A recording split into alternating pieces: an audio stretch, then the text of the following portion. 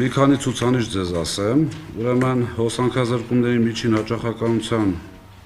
ցուցանիշը Հայաստանություն ամբողջ տարածքում 22 թվականի համեմատ բարելավել է շուրջ 8.7%-ով,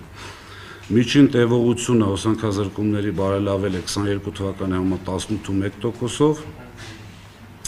իսկ հոսանքազրկումների վերականգնման միջին տևողությունը 2022 թվականի համեմատ 12.85%-ով։